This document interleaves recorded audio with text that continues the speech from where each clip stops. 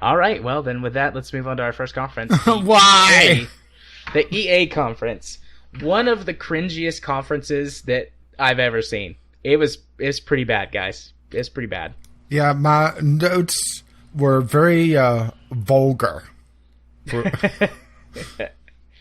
I took almost no notes on anything in this conference until we got to Battlefront 2. Well, let's see. Most of my notes were, why? Why? Kill me.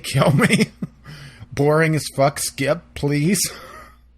Yeah. Who the fuck are these chuckle nuts?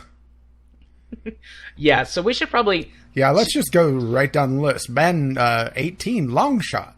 Oh, wait, they started off cringy with the drum crew. Don't forget the drum crew. I actually really like that. I like the marching band. That was nice. I thought that was a nice touch, because... If they're going to do a marching band, I think they should bring back the college football. Yeah, the band is a lot bigger thing in college football than it is in the NFL. So yeah, good point. But still, I mean, I liked it. I thought it was different. Yeah, when I saw the marching band, I thought they were bringing back college football there for a moment. And all the sports titles just shows, what a big mistake it is giving EA a monopoly, because, they don't have to work to really improve anything. Yeah, the only real improvement to any of their sports games is that they've taken the story mode from FIFA last year and thrown it into Madden. Yeah, because people really wanted a damn story in their sports games, right? Yeah. Yeah. I mean, we said this last year. I think we should still make this caveat in case we have any new listeners or anybody who just finds this and is like, oh, let's listen to 3 hours of EA coverage. Or not EA, E3 coverage. If there's 3 hours of EA conference, I would just kill myself right now. Yeah. We are not the target audience for sports games. I mean, I don't really care about sports at all. Well, here's the thing. I especially don't care about sports video games. Here's the thing is that I kind of like some sports games, and I really like others. The main problem here is that, okay, FIFA is on PC, I think. I'm pretty sure it is. But, yeah, I'm not a soccer guy. Or, sorry, football. Madden is not on PC. And I don't really care for their... NBA Live. I'm not a basketball fan. I do like my baseball games. Granted, there's not a lot on PC. And this is really probably a fault in me that I kind of like some sports games, but I'm a PC player, so I get fuck all for sports. Right. Very few sports games. At least very few of the main big sports games come. Yeah, so I get oddball things like hang on, what was that one again? Let me Super Mega Baseball Extra Innings. That's about the best baseball game I could get right now. That's modern. Which is not a bad baseball game, by the way. Right. Yeah, you talked about it for quite a while on the episode where it came up. Yeah. But anyway, Madden 18 long shot. Just why are they putting a story mode in this? I mean, maybe people did like it. I don't know. Yeah, maybe that's the thing, is that we aren't the target audience for these sports games. So, the FIFA sports mode, or the FIFA story mode was really popular, and they thought, hey, maybe the other football people would like it. I will say that the graphics looked pretty good, but then again, that's the thing that I think we're going to have to say over and over again, is that you can't trust graphics in an E3 trailer. At all. No. Although, I mean, the sports graphics, those tend to be pretty good in general anyway. Because that's the only thing that they could sit down and polish. Just about, yeah. I mean, every once in a while you'll get, a huge game changer. Pun intended. And then, that'll be the big thing for the next, 4 or 5 years. With very, very teeny tiny iterations in between. And most of the big changes come to the graphics. So... I mean, you can probably trust the sports ones, because they always look pretty good. But beyond that, yeah, there's a lot of, you just can't trust it. So, shall we move on to the next game? Yeah. Okay, Battlefield 1, In the Name of the Tsar. This actually looked pretty interesting. Granted, they had cringy streamers again, but the fact that they're going with lesser known battles and lesser known fronts in World War One, I think is a really smart move.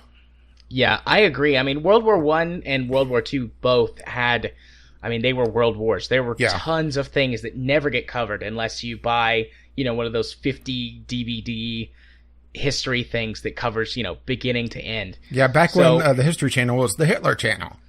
Yeah. And not a random pawn shop channel. Yeah. But I totally agree with you. I think that this is a good move for them to continue pushing the, I don't want to say unique, but the sort of different take that they've spun onto one of these games. There's only so many times, and yes, I realize this is the wrong World War, that you could have the storming a Normandy. Right. I mean, this is something that I brought up before, is that I'd love to see maybe an alternate history World War game where you have Operation Mincemeat actually happen, where it's the invasion of Greece. Yeah. Granted, I realize, still the wrong World War, but yeah, in American history, World War II is actually focused on a lot more than World War I. Yeah. So it's the one that I could, name off somewhat obscure things a little bit better. I mean, it's been done so many times, the storming Normandy, that it's a TV trope. Yeah. It's the same sort of thing that applies to that. So I'm really happy to see, going back to In the Name of the Tsar, the DLC, more obscure things. And I'd love to see this trend continue. I will get to it a little bit later on, but Call of Duty, going back to World War II, I'd love to see, one of my biggest worries is they're just going to retread the old Call of Duty games again with new graphics. So I'm really happy to see this, and I hope that it sells really well, actually. Usually I'm like, I don't granted, want this DLC. is still Battlefield 1, so it's very much, your standard Battlefield game, only with a World War I skin, or, pseudo World War I, because they have a lot more automatic weapons, a lot more, I guess, quality of life things, even though that's not even quite the right term for it. They make it a lot easier for you to run and gun than you actually could back in the day. Right. But I actually hope that this does well, so that maybe the Call of Duty people will learn some lessons and actually give us some more interesting and obscure and diverse content if they're going to keep going down the historical games line. Yeah, let's see. Next up was an entire segment on pro gaming. Yep, which I just didn't care. Mine was boring as fuck, and wow. Yeah. That's the thing, is that, EA, I think, was the most egregious, but there was another conference that covered pro gaming a fair amount. And they made it look so terrible. It happened in the PC gaming show, and I think it happened in the Ubisoft show, or was it? Yeah, none of them really showed, even the skill level of pro gamers. You know what? It was Bethesda, because they were talking about Quake, and they had this whole thing about a pro gaming thing and $1 million prize pool. Yeah, and they had such horrible players in their segment for it. Yeah. How about this? Instead, whenever you're talking about pro gamers, I realize this isn't an EA property, but show some of the crazy shit that happens in a Rocket League. Yeah. Because we sat down and watched the Rocket League Grand Championship, and that is just insane. That was it made me feel so bad. I consider myself to be a decent Rocket League player, and then I watched that and I was like, nope, I'm terrible. I just need to never play this again. So, yeah. Next up was Need for Speed Payback. No, FIFA 18 first. Oh, right, FIFA 18, that's right. My note for that is FIFA, yay, I guess. Mine was, I don't know who Alex Hunter is, but fuck him. Because I guess that's who the protagonist is in the story mode this time, because they just... if you were taking a shot every time they said the name Alex Hunter, you'd be dead of alcohol poisoning. Yeah. And also, this was the segment that they brought in, the Men in Blazers. Yeah, which was terrible. That was so cringy and not funny. And then they had the high five, or the missed high five hurled around the world. Yeah. Instantly meme-ified. Yeah, which honestly is kind of the point of it, really. You know what? They probably did it on purpose. Yeah, they purposely were so terrible, especially in their little song and dance number, that they got themselves memeified and made themselves all the more popular. And let's see, my other note was "Kill me, make it end." Yeah, that was pretty bad. Okay, next, Need for Speed Payback. I guess I just skipped FIFA because I don't care, but I am looking forward to this. Yeah, this, honestly, looking at the preview stuff, granted, they didn't have a lot because, you can't have too much gameplay footage. Right. Need for Speed Payback feels a lot like The Crew, to be honest. With finding junkers and fixing them up and that sort of thing, and sort of more of an open world thing going on that they had before. Yeah, and you're doing car heists. Like, my note for this is Need for Speed meets Fast and the Furious! !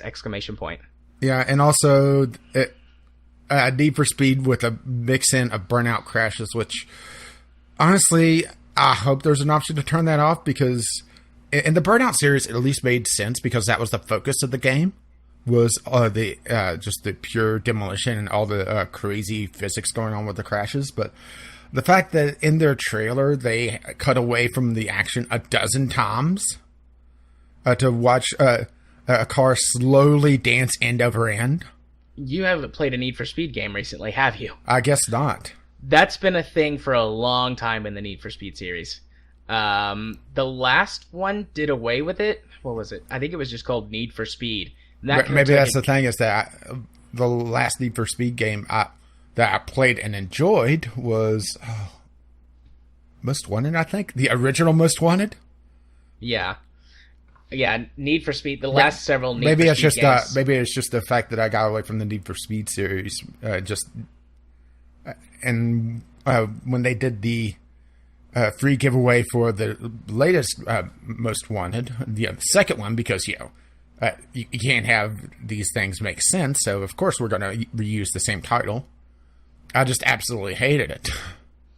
Yeah, it's just been a thing in the last few games. Aside from I think they're Pro Street or Pro something or other. I mean, because that was all about racing, like actual racing circuits and things. How dare they actually have racing in a Need for Speed game? It was so good. It was up there on par with Forza, but they made 2 of them, and then they haven't made any of them since. It's called Need for Speed Shift. That's what it was called. But there was a Need for Speed Pro Street game, which was pretty good too. That was also all about racing, but it was a lot less like pro racing and a lot more like amateur type racing. And also, something else that they're throwing in on this one is playable or swappable playable characters. So, in the mission that they showed off, you were coming up behind this tractor trailer, and eventually, the girl that was with you climbs into the tractor trailer, steals the supercar, and drives off. But when she's launching out of the back of the trailer, you swap to her, and now you're driving away in the supercar. Which could lead to some interesting things in the story mode. Because that's one thing that has always been kind of tough to do in the single-player missions in these games. Granted, I will admit that I haven't played the latest Need for Speeds. Is that it's very janky trying to go between cars. If a mission even allows it. Yeah. When sometimes it would make more sense. And it would allow for keeping up with the action a lot more. Yeah, I'm looking, as long as they do it well, I'm looking forward to this, because the idea behind the story mode is like you're trying to take down some cartel or something like that who deals in cars. It seems heavily inspired actually by the Need for Speed movie, its plot line, because it's Need for Speed, Fast and Furious. Yeah, that's Need for Speed meets Fast and Furious. That's why I made that as my top note for this. It looks really campy and over the top, and as long as they don't mess up the driving and stuff, I think I'm pretty much in on this one. All right. So next up? Yeah. A Way Out. Yeah, this is an interesting one. This is from the team behind Brothers: A Tale of Two Sons, our current Game Club game, actually. Yep. A Prison Break RPG with a co-op focus. Yeah, it looks interesting. I hope it's better than the actual Prison Break game. That game is terrible. I'm a little skeptical of this, mostly because the developer, and I'm blanking on his name now, and I didn't write it down because I'm an idiot. he got on stage and started Peter Molyneuxing. Right. And that puts me off big time. And also it's designed for split screen co-op, even on PC, on internet play, which could be very disorienting, I think. Yeah, I think so too, especially if you don't have good connection. Yeah. Because the whole split screen thing could really cause some issues. Yeah, honestly, this looks like it's more designed for consoles. Even though it is coming to PC and it is going to have internet play. It's one of those things that it looks like it could technically work, but I'm not sure if it would. Yeah. And also, I'm a little concerned about the way that they're handling it. It looks like it could be very easy to miss story, because in order to keep up with the story, you're going to have to shift your focus back and forth between your character and your friend's character. And I'm not sure if there's a single way to single play this or not, because it is two completely individual characters, unlike Brothers: A Tale of Two Sons, where you're controlling both of them pretty easily on a single screen. But it looks like it's very easy to overlook something just because you're having to pay attention to what your character is doing while story bit is happening to the other character. Yeah. That's my big concern. It does look interesting, though, and as far as I know, something like this hasn't ever been done before. And so, you know what? I'm willing to give them some points, at least for trying something new. Yeah, they're at least trying something new. It's just one of those things that I'm a little bit skeptical on on how they're going to do it, especially when the developer gets on stage and starts sounding like a Peter Molyneux soundboard. Yeah. Yep, I definitely agree with you on that one. But still, I don't think there's enough innovation anymore in the games industry. Yeah, and I will agree with that. To see.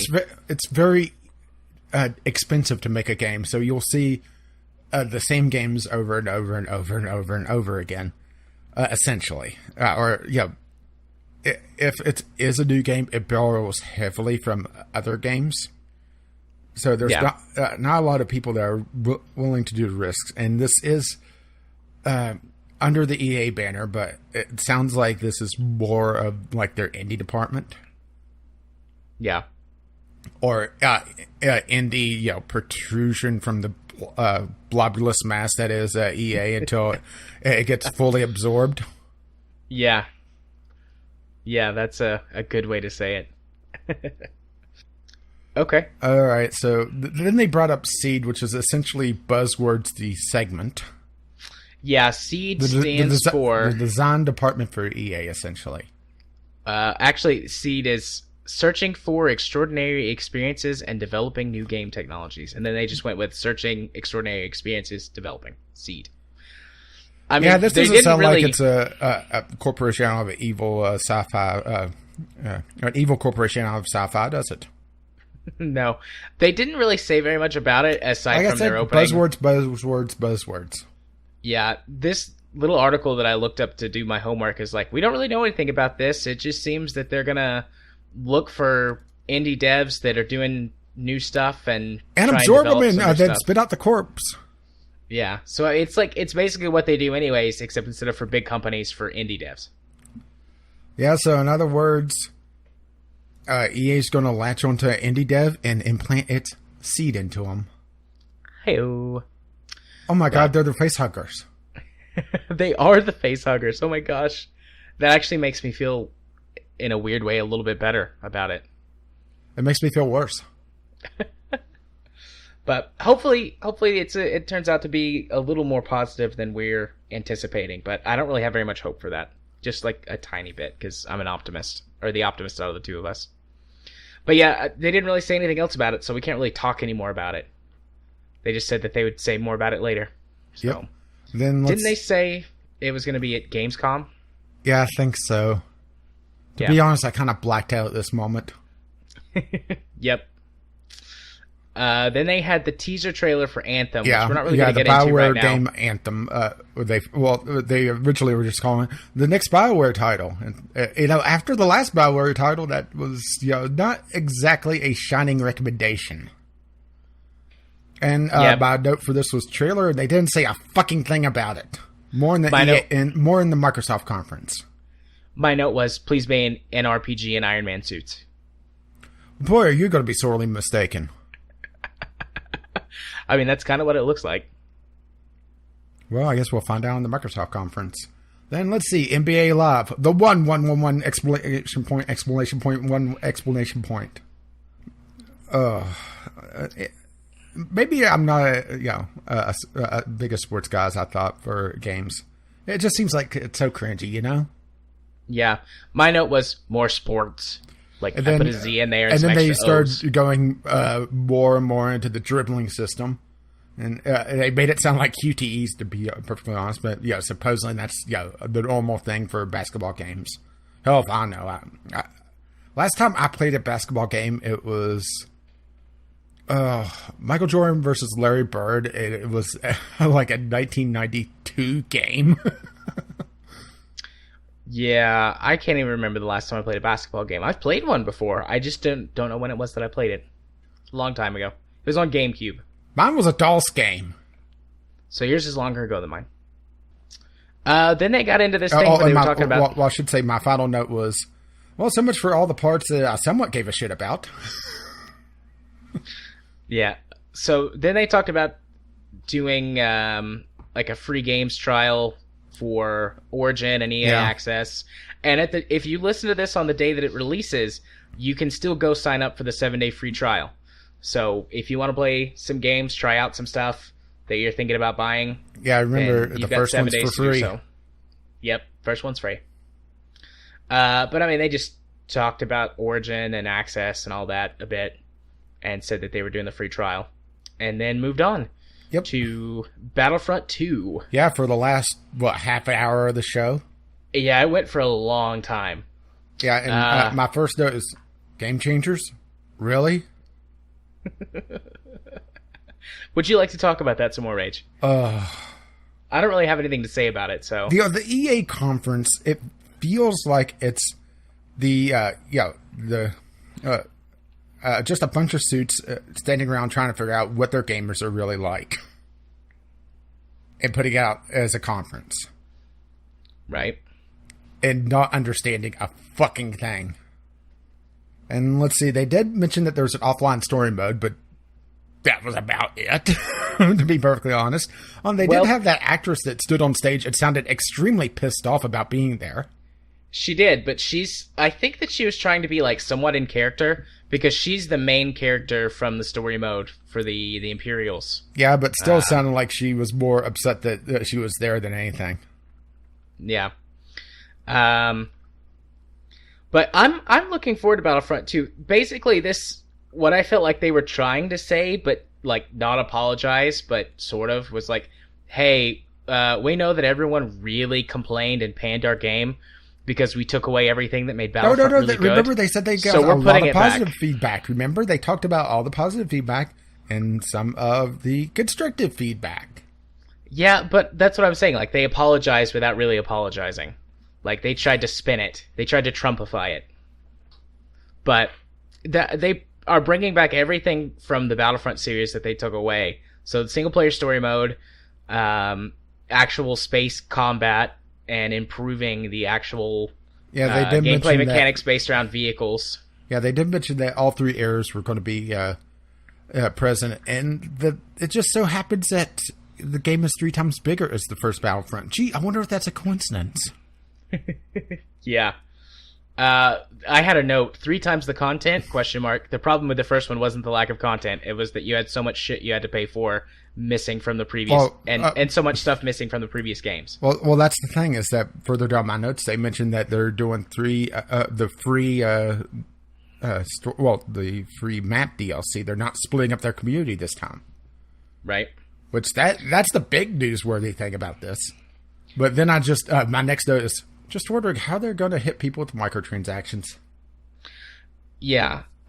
They're going to have the loot crate system. They already had that in the Battlefront for like cosmetic stuff. That came in towards the end for character customization. But yeah, I love how that they're talking about all these features like classes, and it's like classes were in the first 2 Battlefront games. But and I'll be perfectly honest. Classes. Their gameplay footage that they showed turned me greatly off of it, especially when they were showing that player with Darth Maul just diving in, annihilating everyone, and then diving out. That doesn't look fun to me at all.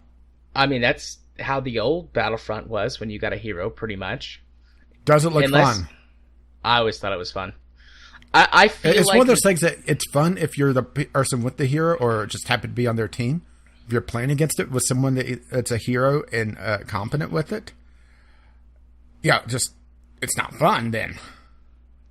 I put down that this game is basically a remaster of the old Battlefront 2. Like, that's what I feel like it is, a remaster. And I think they're trying to sell it to people who are too young to remember the first two Battlefront games. Yeah, pretty much. And that's why they're acting like everything is new, because all of this stuff or like is you old. can play droids for the first time. You could do that before. In Battlefront 2. And actually in Battlefront 1. You could be the droids in both. Yeah. Well, and something else that they mentioned is that I think they said it was Rey's, or sorry, according to that one announcer, May. Oh, I missed that. Yeah. Did you call Rey May? Yeah. That's funny. Yeah, I have a feeling someone has played a little bit too much Overwatch. But her mind trick messes with the controls, which also doesn't sound like fun. No, that doesn't sound fun. I like that they brought John Boyega in, though. He actually does play Battlefront. I thought that was pretty cool that he came on and did that. Although you know that he was paid so much money. Just a so many of credits money was given to him to do this spot.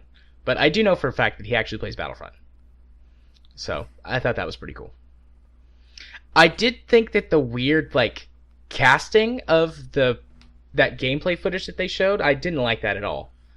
I just wanted to watch the gameplay footage. Not just the weird casting, but also it seemed like whoever was in control of the camera saw, oh, this looks like an interesting moment. Let's cut away.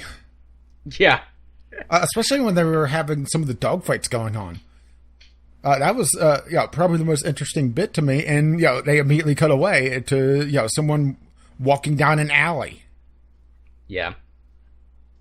It just shows that either, whoever was in control of the stream has no idea what the fuck they're doing, which would not be surprising.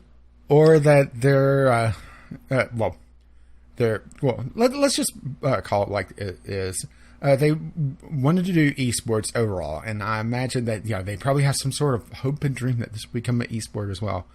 Whatever spectator tools they have, does it allow the cameraman good enough predictive ability to see, okay, well, action's about to happen here? Because there was a lot of times that they would cut away from action to just boring person walking around.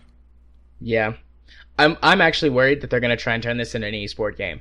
Like, not everything has to be an esports game, guys. Learn that lesson. I feel like this EA conference overall, its theme was, we learned a lesson, guys. We're trying to do something different based on the lesson we learned. And not all of the lessons were good lessons. And I don't think that this is a good lesson. I'm waving my finger around. I'm very passionate about this moment. Anyways, yeah, I don't think that Battlefront needs to be an esports game, but they're probably going to try it because esports are a big thing right now. Yeah, there's a lot of money in it for the game makers. There's not a lot. That's kind of the funny thing as well, is that esports, there's a lot of money in it for the people that make the game, obviously, but for the players themselves, there's just not the money there. And Total Biscuit has talked about several times where him funding his esports team for StarCraft 2 was a loss. And that, they never made money. It was just a labor of love. And running an esports team is a money pit. Yeah. Hopefully one day it's getting a lot more legitimate, and I think that'll change in the next decade. But we're kind of at this point where it's like, they've just got a fire hose, and they're like, what's going to work? What's going to be the thing? And so everything is becoming esports right now. And it doesn't need to be. But, it's still just laughable that Hearthstone is an esport. Yeah.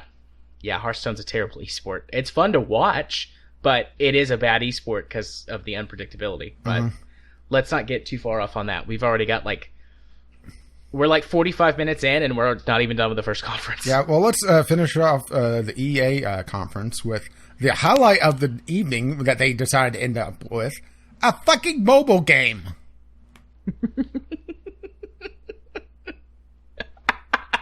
Just the way that you said that was amazing.